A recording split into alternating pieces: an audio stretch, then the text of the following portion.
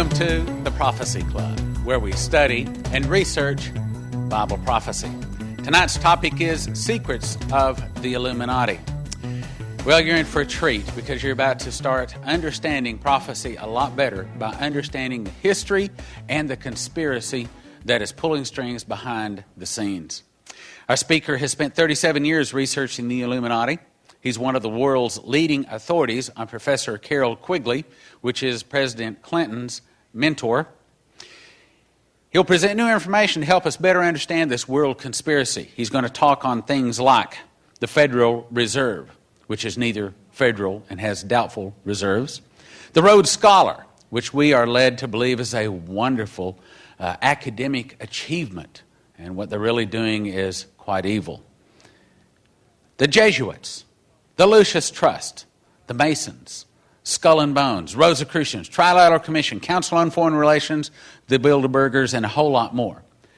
But what he's going to do tonight that is so powerful, he's going to weave this together in an overall picture to better help us understand this world conspiracy that has been going on since the dawn of time. Will you help me welcome Dr. Stan Monteith?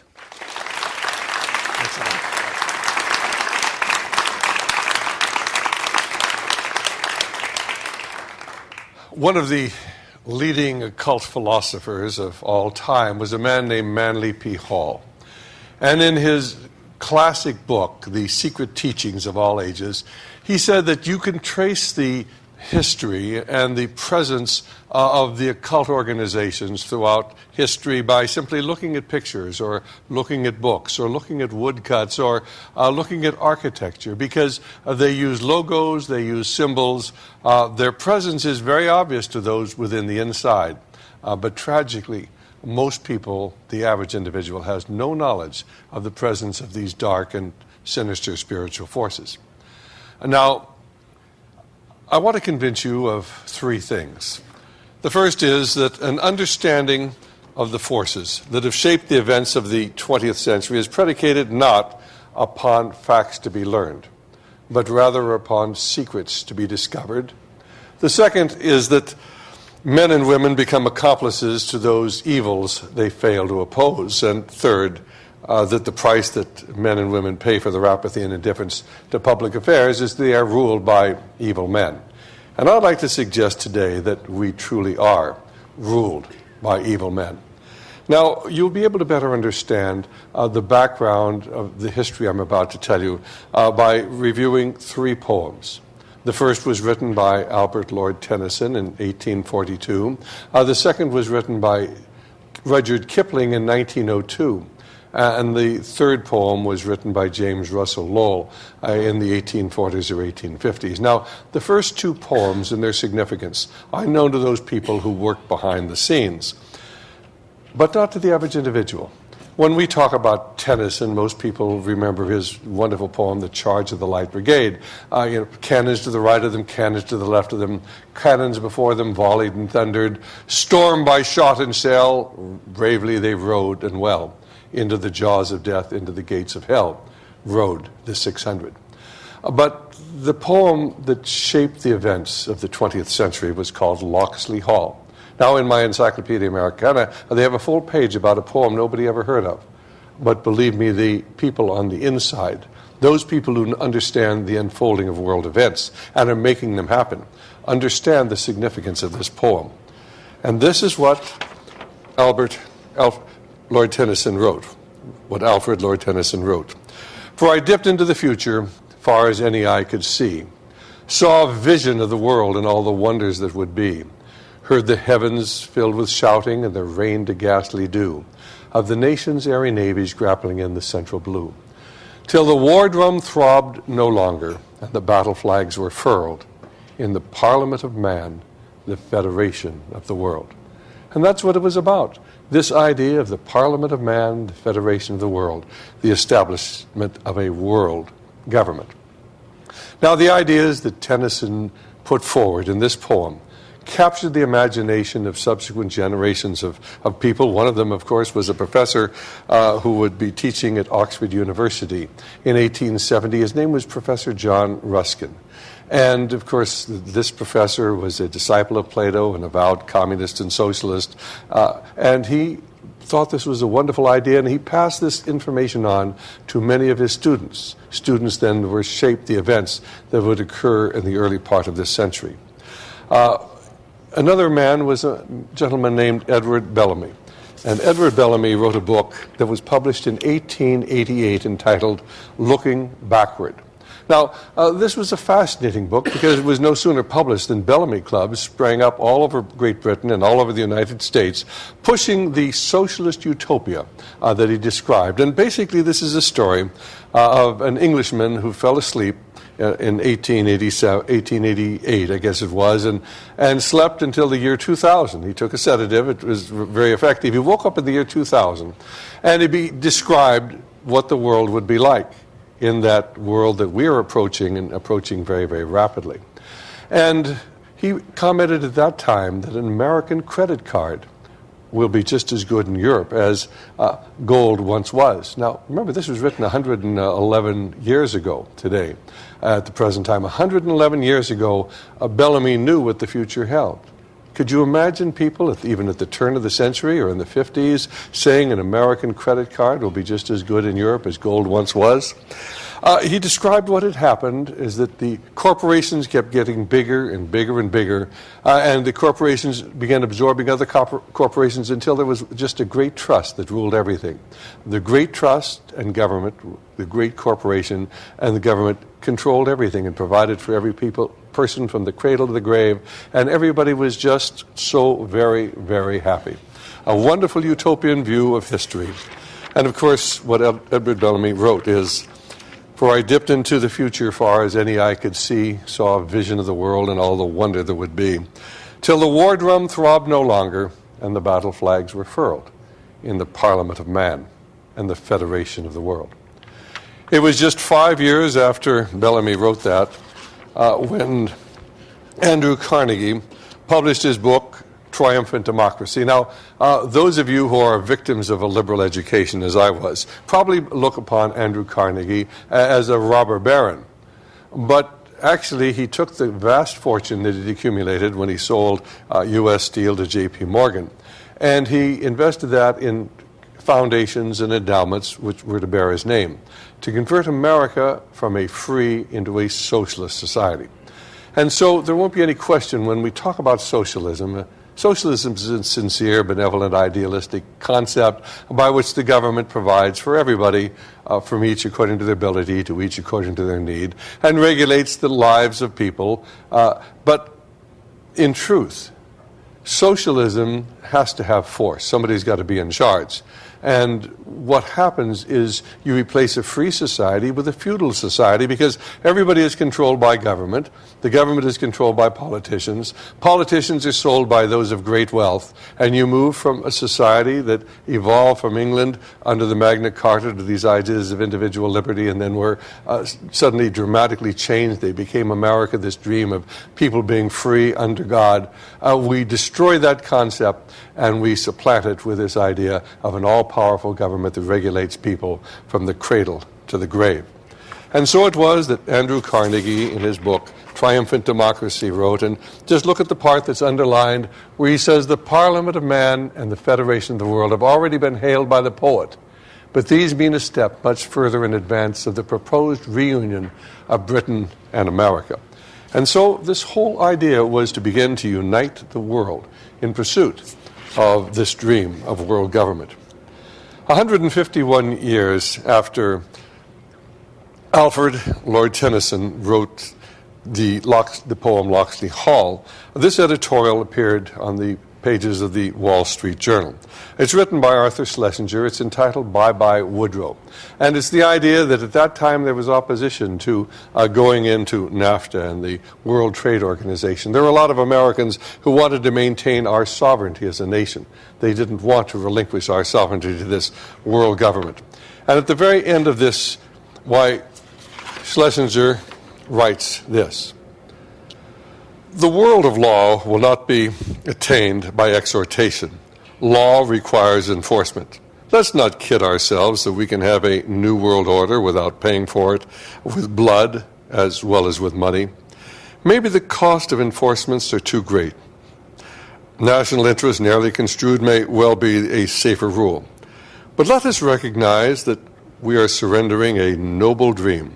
Remember those lines of Tennyson that Churchill called the most wonderful of modern prophecies and that Harry Truman carried in his wallet throughout his life? We'll be right back after this message. The April gift offer is a double DVD set. First, in Genesis Secrets and the End Times, C.K. Quarterman covers what Elohim will do next. Ancient high technology, firmament and the sea of glass, sons of God and the Nephilim, Noah's genetic code, stargates, and the Tower of Babel. Then, in Fallen Angels, Giants, UFOs, and Prophecy, his topics are End Times and Noah, Gap Creationism, Sons of God Mating Today, Giants, again, Unseen Elite Controllers, Genetics of the Antichrist, Origins of Demons, UFOs, Genesis to Revelation, and the New World Order Plan. It's a double DVD package valued at $60 for a gift of just $45 at prophecyclub.com. Just spell prophecy with a C. It's the April gift offer at prophecyclub.com. The February gift offer is Angels at Work. Prophet Leslie tells of many examples in her life in which the Lord set forth his angels to bring back lost items, keep her loved ones out of harm's way, and comforted her in difficult times and directed her footsteps. You will learn how to call on ministering spirits in time of need. Be uplifted, encouraged, and build your faith. In True or False Prophecies, also by Prophet Leslie, she helps you to recognize the lies and false information that can lead you away from the truth. Topics are: recognize a true or false prophecy or prophet, receive the best blessings, receive a double blessing, recognize the anointing for the spirit of prophecy. Then, Will You Survive America's Fall by Doug Metzger is talking about how he had a very radical salvation and God began to immediately give him visions. He shares 16 visions of America's future, and he was shown how unspeakable torment is coming to America to turn us back to God. Topics are: America the Fallen Tree, vision of how the church was formed, vision of a nuclear missile, 12 cities destroyed, a million voices screaming, 2 explosions, 10-to-1 inflation, dollar becomes worthless, the begging woman and the turnstile, the great betrayal, only prayer is protection, and the greatest horror and revival at the same time. Angels at Work, $20. True or False Prophecies, $30. Will You Survive America's Fall, $30. 3 DVDs valued at $80 for a gift of just $45. It's the February gift offer, available at prophecyclub.com or calling 785-266-1112. And now, back to the program. Harry Truman carried in his wallet throughout his life. For I dipped into the future, far as any eye could see, saw a vision of the world and all the wonder that would be, heard the heavens filled with shouting and the rain to ghastly dew of the nation's airy navies grappling in the central blue, till the war drum throbbed no longer and the battle flags were furled in the Parliament of Man, the Federation of the World. Now, if you read what Arthur Schlesinger Jr. has written, why, you'll notice he refers to Churchill. Churchill embraced this idea. Well, why did Churchill embrace this? Was Churchill the great champion of the British Empire? And why did Harry Truman embrace this idea? Wasn't he dedicated to America? And then if you go back and you remember what happened during Harry Truman's administration, why Eastern Europe went communist. Now, everybody wants to say, oh, well, that was FDR, the agreements he made with Stalin, but Harry Truman said it best when he said the buck stops here. The buck stops with the president. And it happened on his watch, and he could have stopped it.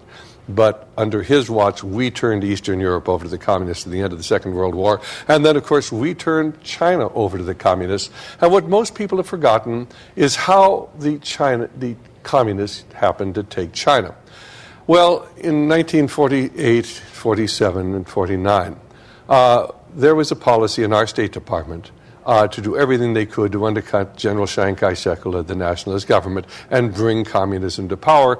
And if you go back and you read the McCarran Committee reports, which we have and which we make available to anybody who would like to have them, why the Senate committee found that General Chiang Kai-shek had been undercut by American policy, which put an arms embargo on General Chiang Kai-shek, so he couldn't buy weapons anywhere in the world, and even the weapons he had already bought and purchased, which were on Okinawa and other Pacific islands, he couldn't get his hands on. And so it wasn't that he was ever defeated in battle. He didn't lose the Civil War. There wasn't any war. He just retreated about 3 weeks ahead of the Chinese communists who were advancing because they had nothing to fight with. Well, Congress was very upset about that. It looked like China was going to go communist, and here our boys had fought a war to allow the people of the world to determine the type of government they wanted. So Congress appropriated $125 million, which today would be probably $1 billion and a half dollars, for weapons for Chiang Kai-shek. But the State Department kept the ships laden with the weapons in port in San Francisco and Los Angeles for a year and a half. And when the ships finally arrived in China after the communists controlled the nation, they broke open the cases why the bolts didn't fit the rifles and they were therefore useless. We brought communism to China, you see, and it happened under Harry Truman's watch. And the question is, why did that happen? Well, before the evening is over, I hope you'll understand why that happened. Because there are people who have a different vision of the world than you and I. They believe in the Parliament of Man and the Federation of the World. The second poem I encountered when I was teaching and living in South Africa. That time my son was attending the University of Cape Town Medical School, and I went down to visit him, and I noticed up on the hillside at the base of Table Mountain, that great flat-top mountain that towers over Cape Town, a monument. I'd never seen it before, and so we decided to walk up and see what it was. It looked like a small replica of the Lincoln Memorial with the vertical pillars and a flat top, but of course this was not in marble, it was in gray granite. And we trudged up the long, dusty path and came to the base of the stairs leading up to the monument itself. And on either side are these great granite lions guarding the entranceway. And you get inside past the pillars, and there's nothing there but a great pedestal. And on top of the pedestal, the bust of a man about twice life size, with a stern look on his face and hollowed-out eyes that follow you wherever you move, for you've dared to enter his sanctuary. But engraved in the granite on the pedestal beneath the bust are these words: "The intense and brooding spirit still shall quicken and control.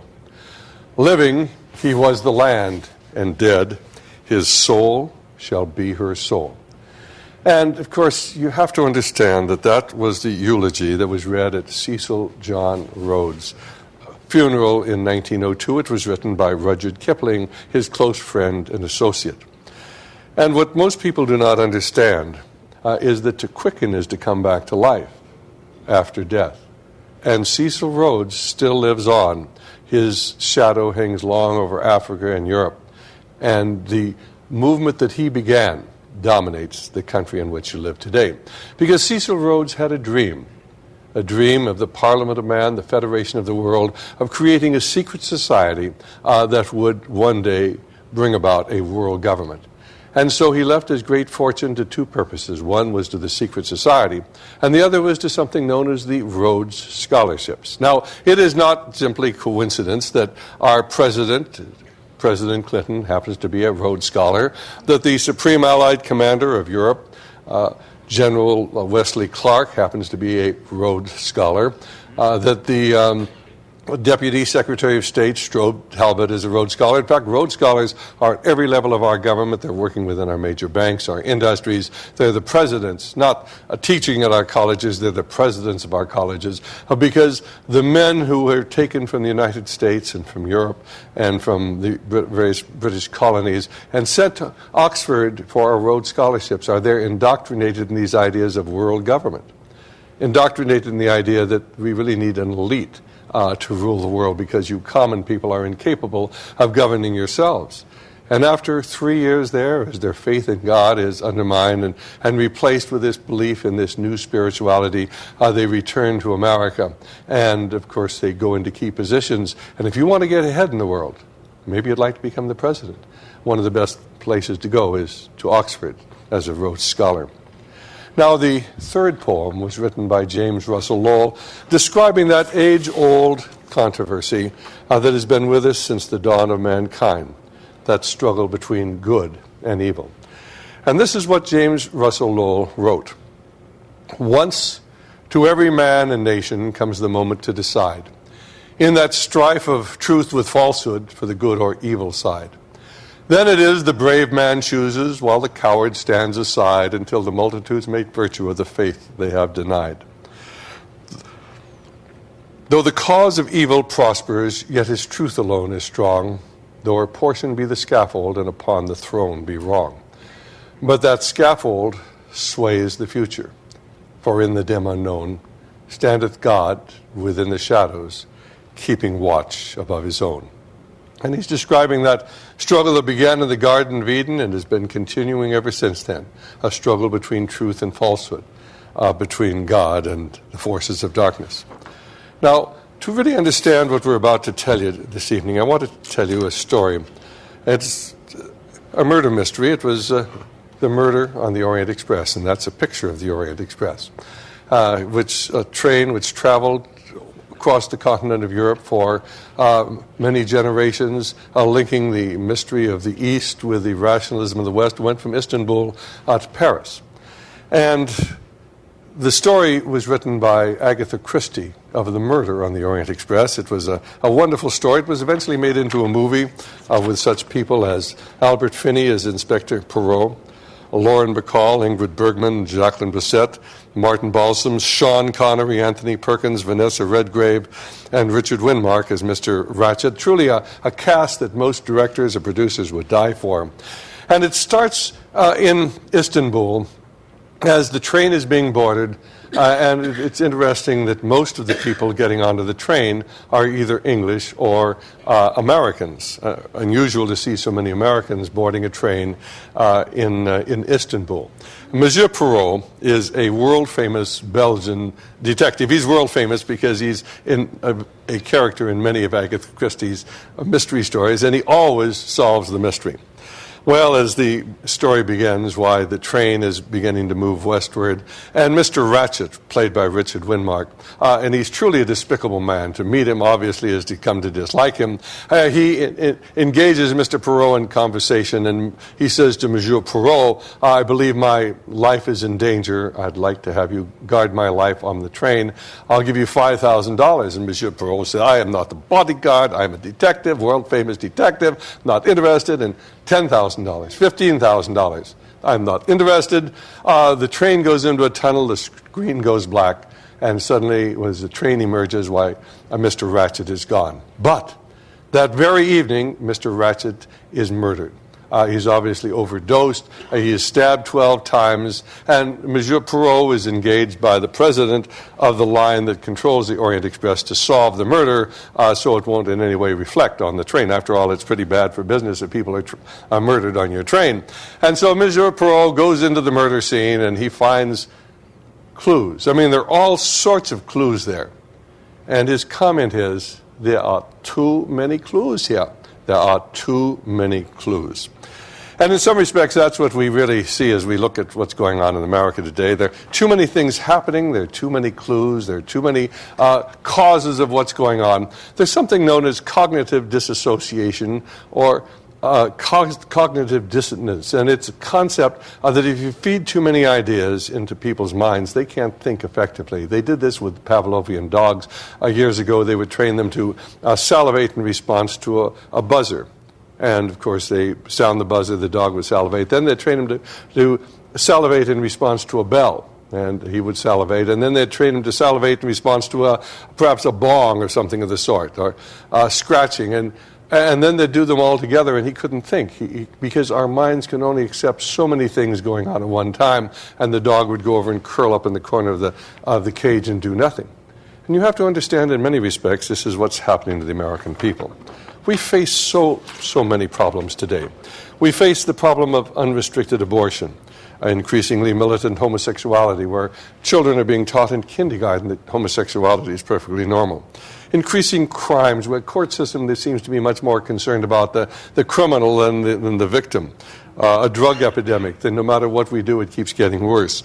The failing educational system, the destruction of our family with half of our marriages ending in divorce.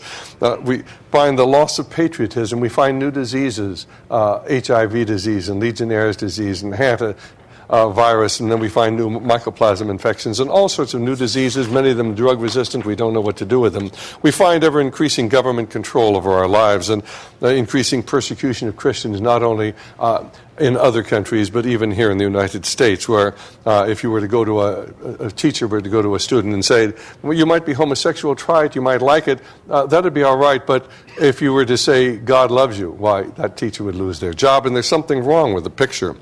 The failure of our churches to speak out on moral and political issues, an ever-growing number of wars and revolutions, the absence of a missile defense for America, and in the face of increasing Russian hostility, lots of things are of serious concern. And I think you can't look at what's going on in the world today without being concerned.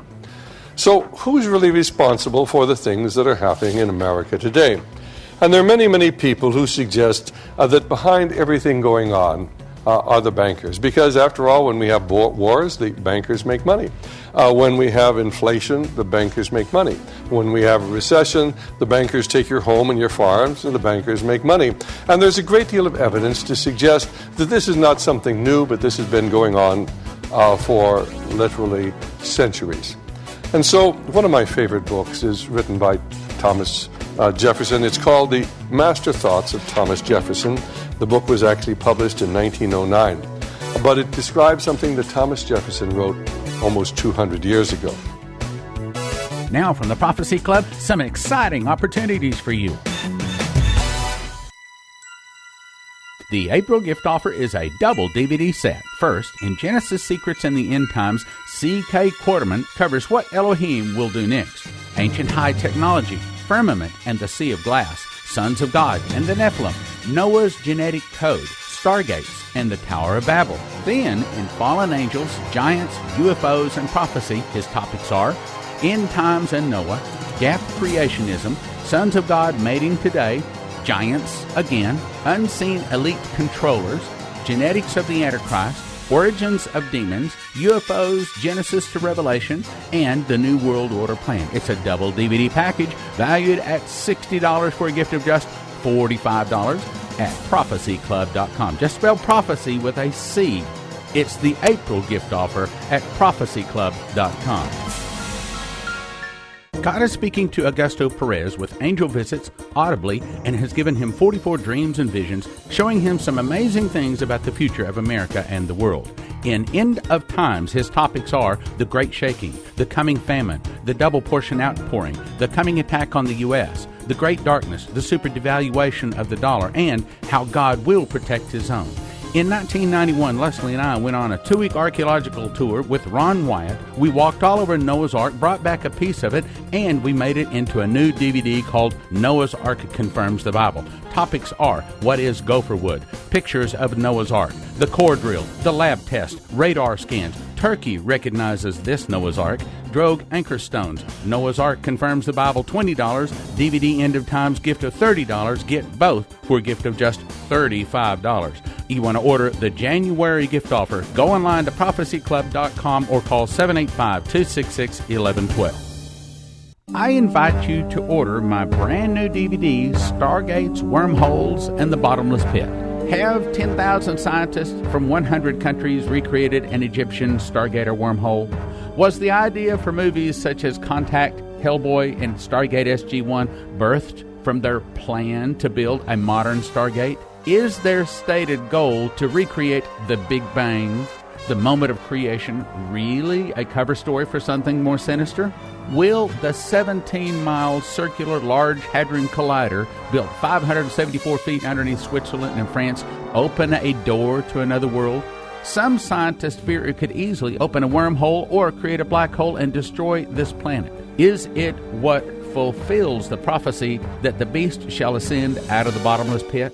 Call 785-266-1112 and order Stargates, Wormholes, and the Bottomless Pit, or go to prophecyclub.com.